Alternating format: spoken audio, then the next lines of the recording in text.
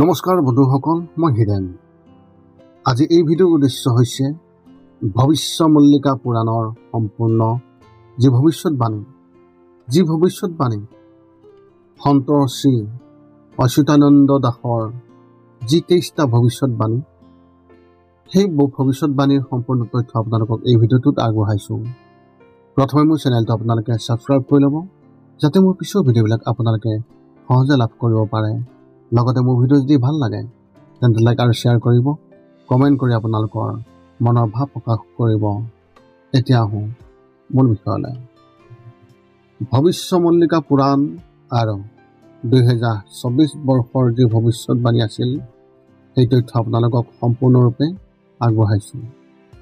2024 চনৰ পূৰ্বাভাস ভৱিষ্যমল্লিকা পুৰাণত বিশেষভাৱে উল্লেখ কৰা হৈছে। সন্ত শ্ৰী অচ্যুতানন্দ দাসৰ 23টা ভৱিষ্যতবাণী। এই গ্ৰন্থখন সমগ্ৰ মানৱ জাতিৰ বাবে আৰু ইয়াত কলিযুগ কেতিয়া আৰু কেনেকৈ শেষ হ'ব সেই বিষয়ে বিশেষভাৱে বৰ্ণনা কৰা হৈছে।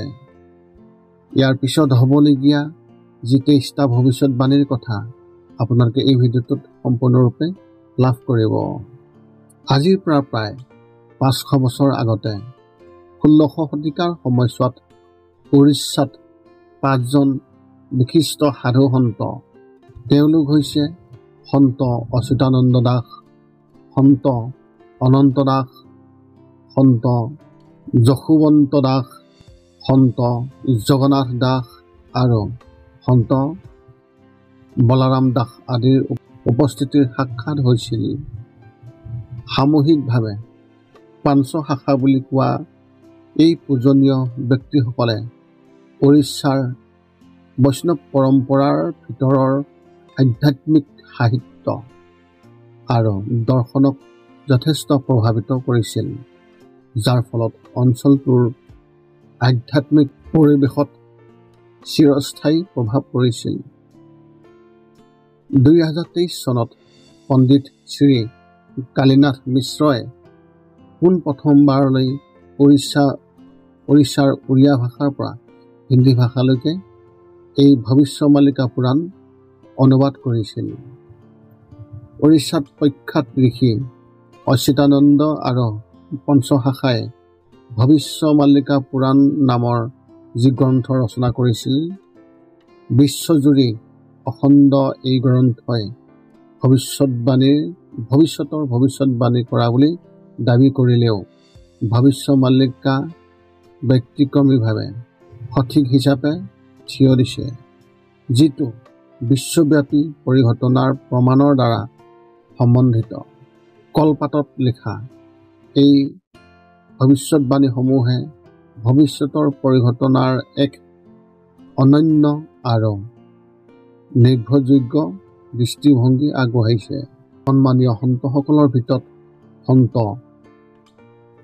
অচ্যুতানন্দ অতীত, বৰ্তমান আৰু ভৱিষ্যত অনুভৱ কৰাৰ অসাধাৰণ ক্ষমতা আছিল। কলপাতত ভৱিষ্যতমল্লিকাৰ ৰচনাৰ যি কৃতিত্ব এই ঋষিজনলৈকে যায়।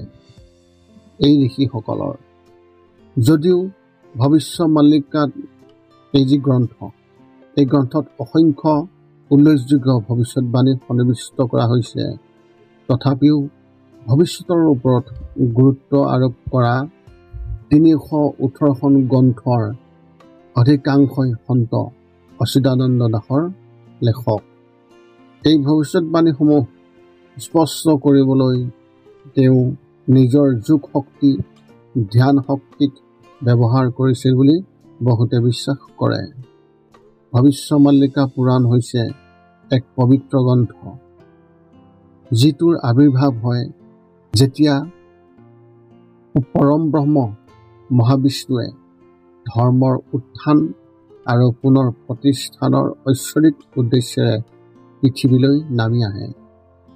তেওঁৰ আগমনৰ পূৰ্বে এই পুৰাণত তেওঁৰ জন্ম, গ্ৰহণ কৰিবলগীয়া আকাশী কৰ্ম, ভক্তৰ সৈতে তেওঁৰ পাৰস্পৰিক ক্ৰিয়াকলাপ, সেই সময়ত জগতৰ প্ৰচলিত অৱস্থা আৰু তেওঁ কেনেকৈ ধৰ্মক পুনৰুদ্ধাৰ কৰিব, বিভিন্ন যুগৰ মাজেৰে মানৱতাক পথ প্ৰদৰ্শন কৰিব, সেই বিষয়ে জটিল বিৱৰণ আগবঢ়াইছে। এনে প্ৰকাৰৰ আঁৰৰ উদ্দেশ্য হৈছে মানৱ জাতিক বেদত উল্লেখ কৰাৰ শিক্ষাক আঁকোৱালি ল'বলৈ, ধৰ্মৰ পথ অনুসৰণ কৰিবলৈ আৰু ঈশ্বৰৰ সুৰক্ষা বিচাৰিবলৈ সক্ষম কৰা। এই পুৰাণে সমগ্ৰ মানৱ জাতিৰ সেৱা কৰে, কলিযুগৰ সামৰণিৰ বিশদ বিৱৰণ দিয়ে আৰু আগতীয়া সংকটৰ মাজত ব্যক্তিসকলে নিজকে কিদৰে ৰক্ষা কৰিব পাৰে তাৰ বিষয়ে অন্তৰ্দৃষ্টি প্ৰদান কৰে। সেই গ্ৰন্থখনত উল্লেখ কৰা যি 23টা বিশেষ ভৱিষ্যৎবাণী, তাৰ সম্পূৰ্ণ তথ্য আপোনালোকক এতিয়া আগবঢ়াইছোঁ। আপোনালোকে সেই তথ্য জানি নিশ্চয়কৈ সন্তুষ্টি লভিব বুলি আশা কৰা হৈছে। সৰ্বপ্ৰথম কৃষকসকলে খেতিৰ কাম বন্ধ কৰিব। 2 নম্বৰত হৈছে পৃথিৱীত অক্ষ সলনি হ'ব। ইয়াৰ পিছত বহুত ভূমিকম্প হ'ব। 3 নম্বৰ, আকাশত 2টা সূৰ্যৰ আভাস থাকিব। উপসাগৰত পৰিব পৰা আকাশী পদাৰ্থ আৰু তাৰ লগতে উৰিষ্যা ডুব যোৱাৰ কথা উল্লেখ কৰিছে। 4ৰ্থতে হৈছে সাগৰত জলপৃষ্ঠ বৃদ্ধি হৈ জগন্নাথ মন্দিৰৰ 22 নং খোজলৈকে, অৰ্থাৎ 22 নম্বৰ যি চিৰি, সেই 22 নম্বৰ চিৰিলৈকে পানী হ'ব। তাৰপিছত ভক্তসকলে ভগৱানৰ মূৰ্তি ছটিয়া বাটালৈ পৰিৱৰ্তন কৰিব। 5 নম্বৰ হৈছে 7 দিনৰ অন্ধকাৰৰ সময়ছোৱা পৃথিৱীখনক আগুৰি ধৰিব বুলি ভৱিষ্যৎবাণী কৰা হৈছে, যাৰ কাৰণ গ্ৰহবোৰত সংঘটিত হোৱা প্ৰাকৃতিক দুৰ্যোগ বুলি কোৱা হৈছে। জল্পনা কল্পনাৰ পৰা অনুমান কৰিব পাৰি যে এই পৰিঘটনা 2029 চনৰ ভিতৰত কোনোবা এটা সময়ত সংঘটিত হোৱাৰ কথা। 6 নম্বৰ হৈছে শনি কুম্ভ ৰাশিত প্ৰৱেশ কৰাৰ লগে লগে তৃতীয় বিশ্বযুদ্ধৰ আৰম্ভ হ'ব। 7 নম্বৰতে হৈছে তৃতীয় বিশ্বযুদ্ধ 6 বছৰ 6 মাহ স্থায়ী হোৱাৰ আশা কৰা হৈছে। এই সময়ছোৱাত চীনে 13খন ইছলামিক ৰাষ্ট্ৰৰ সৈতে মিত্ৰতা কৰি ভাৰতৰ বিৰুদ্ধে আক্ৰমণ চলাব বুলি ভৱিষ্যৎবাণী কৰা হৈছে। সংঘাতৰ সামৰণিৰ সময়ত 13 মাহত ভাৰতে সক্ৰিয়ভাৱে যুদ্ধত লিপ্ত হোৱাৰ ভৱিষ্যৎবাণী কৰা হৈছে, যিখন যুদ্ধ স্পষ্টভাৱে নিজৰ হৈ পৰিব পাৰে। সেই যুদ্ধত বিজয়ী হৈ ওলাই আহিব। ভাৰতে কেৱল নিজৰ বিৰোধীক স্থায়ীভাৱে জয় কৰাই নহয়, বিশ্বৰ পথ প্ৰদৰ্শক হিচাপে নিজকে প্ৰতিষ্ঠা কৰি বিশ্বৰ নেতা হিচাপে আৰোহণ কৰাৰ পূৰ্বানুমান কৰা হৈছে। 8 নম্বৰত হৈছে ভাৰতৰ শেষৰজন ৰজা এজন ভয়ংকৰ হিন্দু শাসক হিচাপে, যিয়ে বংশহীন যোগীৰ গুণক সামৰি লোৱা ব্যক্তি। জগতখনক শাসন কৰিবলৈ প্ৰজ্ঞাৰ অধিকাৰী তেওঁ ধৰ্ম ৰীতি নীতিৰ জৰিয়তে বিশেষভাৱে বিশ্বব্যাপী সমন্বয়ক নিপুণভাৱে লালন পালন কৰিব বুলি ভৱিষ্যৎবাণী কৰা হৈছে। 9 নম্বৰ হৈছে সেই যুদ্ধত উৰিষ্যাৰ চূড়ান্ত ৰজা গজাপতি বুলি ভৱিষ্যৎবাণী কৰা হৈছে। সমান্তৰালভাৱে ভগৱান কল্কিৰ আগমনৰ পূৰ্বানুমান কৰা হৈছে আৰু আগতীয়া যুদ্ধৰ সময়ত তেওঁ ভাৰতক সমৰ্পণ আগবঢ়াব বুলি আশা কৰা হৈছে। 10 নম্বৰ হৈছে আমেৰিকাৰ এটা বৃহৎ অংশ পানীৰ তলত ডুব যাব। চীন দেশ বহুত টুকুৰা টুকুৰকৈ ভাঙি পৰিব। পাকিস্তানৰ নাম লেখজোখ নোহোৱা হ'ব, অৰ্থাৎ পাকিস্তানৰ কোনো অস্তিত্ব নোহোৱা হ'ব। পাকিস্তানৰ সৈতে সহযোগিতাৰ ফলত আধিপত্য প্ৰকাশ কৰাৰ ক্ষমতা ক্ৰমান্বয়ে হ্ৰাস পাব বুলি আশা কৰা হৈছে। ৰাছিয়া হিন্দু জাতিলৈ ৰূপান্তৰিত হোৱাৰ ভৱিষ্যতবাণী কৰা হৈছে। আনহাতে ইউৰোপে যুদ্ধত লিপ্ত হ'ব নোৱাৰিব। জনসংখ্যা যথেষ্ট হ্ৰাস পাব।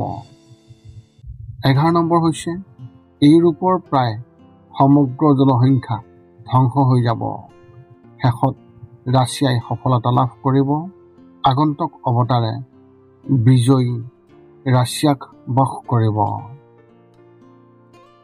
12 নম্বৰ হৈছে পোক পৰুৱাৰ দৰে জনসংখ্যাৰ মাজেৰে মৃত্যুৰ হাৰ বিয়পি পৰিব, যাৰ ফলত বিশ্বৰ জনসংখ্যাৰ মাত্ৰা 64 কোটিলৈ ভয়ংকৰভাৱে হ্ৰাস পাব। চীনে ধ্বংসৰ সন্মুখীন হ'ব বুলি ভৱিষ্যতবাণী কৰা হৈছে। 13 নম্বৰ হৈছে ভৱিষ্যৎমালিকাই 2025 চনৰ পিছত যুদ্ধৰ ভৱিষ্যতবাণী কৰিছে, য'ত সত্য আৰু ধৰ্মৰ পথত আঁকোৱালি লোৱা লোকসকলেহে সহ্য কৰিব। 14 নম্বৰ হৈছে ভৱিষ্যতবাণী অচ্যুতানন্দ দাসে ভাৰতৰ বাবে প্ৰত্যাহ্বানৰ ভৱিষ্যতবাণী কৰিছে, বিশেষকৈ যেতিয়া 2024 চনত শেষৰ ফালে শনি মহাৰাজ মীন ৰাশিলৈ পৰিৱৰ্তন হ'ব, যাৰ ফলত এক উত্তাল সময় আহি পৰিব, যাৰ সময় এতিয়া উত্তালভাৱে আহি পৰিছে। 15 নম্বৰ হৈছে শনিদেৱ মীন ৰাশিত প্ৰৱেশ কৰিলে 1.5-2 বছৰত তাতেই থাকিব। ভৱিষ্যতবাণী অনুসৰি দেশত বাঘজৰী অবিবাহিত হৈ থকা এজন সাধুৰ হাতত থাকিব। 16 নম্বৰ হৈছে জগন্নাথ পুৰীক সংযোগ কৰা এটা দেশব্যাপী ঘাইপথ বাস্তৱায়িত হোৱাৰ কল্পনা কৰা হৈছে। ভগৱান জগন্নাথ মন্দিৰৰ শিখৰৰ পৰা শিল নামি আহি মন্দিৰৰ দুৱাৰ ভাগি যাব বুলি ভৱিষ্যতবাণী কৰা হৈছে। একে সময়তে প্ৰাকৃতিক দুৰ্যোগৰ ফলত নীলাচল অৰ্থাৎ জগন্নাথ সাগৰৰ গভীৰত ডুব যোৱাৰ ভৱিষ্যতবাণীও কৰা হৈছে। 17 নম্বৰ হৈছে বয়োজ্যেষ্ঠ আৰু শিক্ষকক অসন্মান কৰা হ'ব আৰু ভণ্ডই ধৰ্মগুৰু বুলি মানুহক বিপথে পৰিচালিত কৰিব।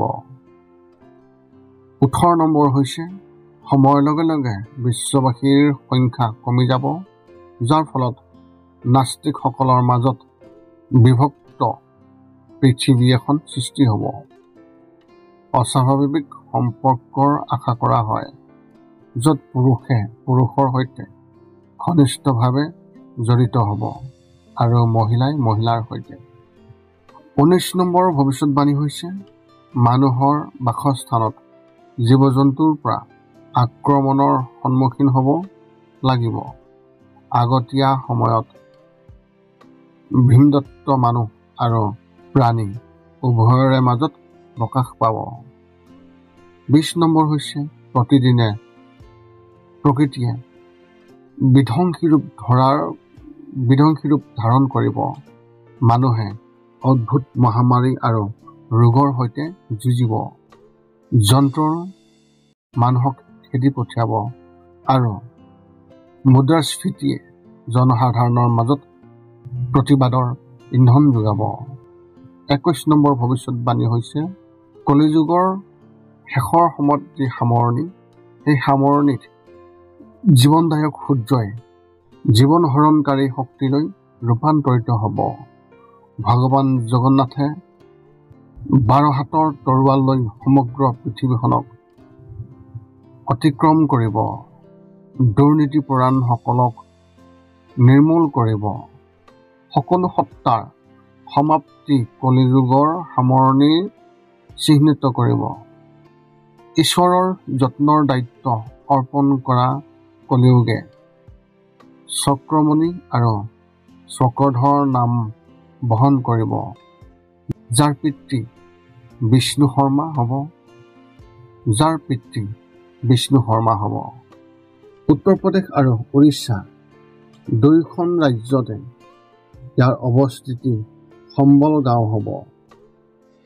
22 নম্বৰ যি ভৱিষ্যতবাণী, সেই ভৱিষ্যতবাণীৰ মতে মহাভাৰতৰ যুদ্ধত কোনোৱেই সংঘাতৰ পৰা বাদ দিয়া হোৱা নাছিল, কিয়নো সকলো যোদ্ধাই যুদ্ধত লিপ্ত হোৱাৰ ইচ্ছা কৰিছিল।